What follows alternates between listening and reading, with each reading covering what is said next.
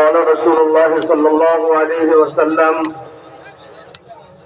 فإذا لم يبق عالما اتخذ الناس رؤوسا جهالا فأفتوا بغير علم فضلوا وأضلوا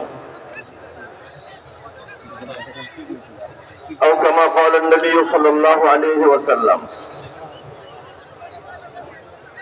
আজকের এই মহা সম্মেলনের সম্মানিত সভাপতি, মঞ্চে উপবিষ্ট সম্মানিত হাজারাতে উলামায়ে কিরাম এবং এই সম্মেলনে অংশগ্রহণকারী হাজারাতে উলামা, তালাবা এবং সর্বস্তরের দিন দরদি মুসলমান ভাইরা, আমরা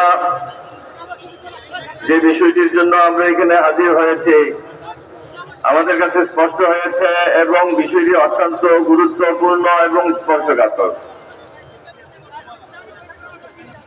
দাওয়াত তাবলীগ সহ দ্বীনি কওমি মাদারিস, সেই দাওয়াত তাবলীগ এবং কওমি মাদারিস একটা ছোট্ট দলের পক্ষ থেকে তাদের মিথ্যা প্রচারণার কারণে বিভ্রান্তি এবং বাধার সম্মুখীন, সেই বাধাকে অতিক্রম করা, নস্যাৎ করার জন্য, বিভ্রান্তি দূর করার জন্য আজকের এই আলোচনা। আমাকে ইঙ্গিত করা হয়েছে এই বিষয়ে একটু আলোকপাত করার জন্য যে দ্বীনের কাজ, বিশেষ করে দাওয়াত তাবলীগের কাজ উলামাদের দিক নির্দেশনা ছাড়া কেন চলবে না সেই বিষয়ে আলোকপাত করার জন্য।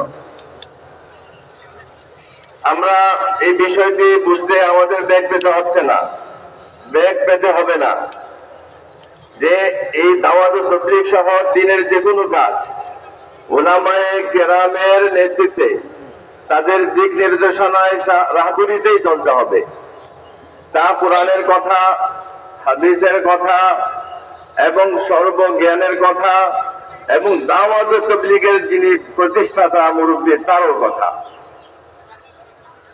আমরা সাধারণভাবে জানি যে কোনো কাজ চলে সেই কাজের জ্ঞানের উপর।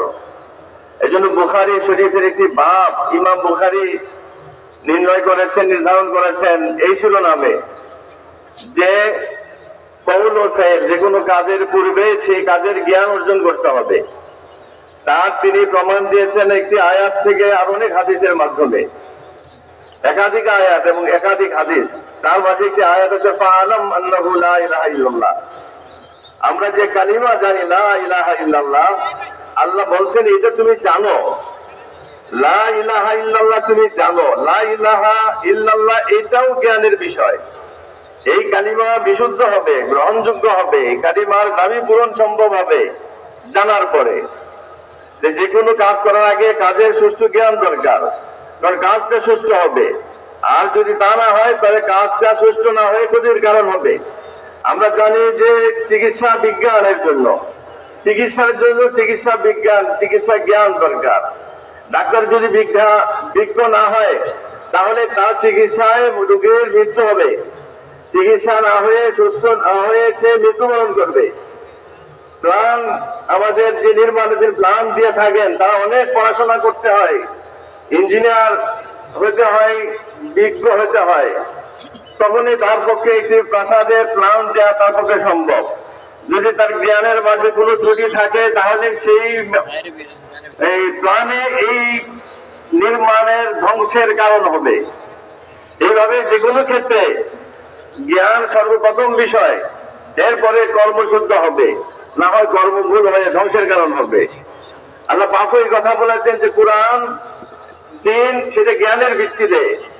এই জন্য আল্লাহ রাব্বুল আলামিন ওহী প্রেরণ করেছেন আল্লাহ রাসূলের কাছে সর্বোৎকৃষ্ট জ্ঞান। এই জ্ঞানের আলোকেই দ্বীন চলবে। আল্লাহ রাসূল নিজ থেকে কোনো কথা বলতেন না, সব কোরআনের আল্লাহর ওহীকে সামনে রেখে কথা বলতেন। মা ইয়ানতিকু আনিল হাওয়া, মা ইয়ানতিকু আনিল হাওয়া ইন হুয়া ইল্লা ওয়াহয়ুন ইউহা। এজন্য আল্লাহ রাসূল একটি হাদিসে ইরশাদ করেছেন যে যখন আলেম থাকবে না তখন দায়িত্বে আসবে মূর্খ, জাহেল, এবং সে ধ্বংস করবে, বরঞ্চ কিয়ামতকে ডেকে আনবে। فإذا لم يبق عالما اتخذ الناس رؤوسا جهالا فسئلوا فأفتوا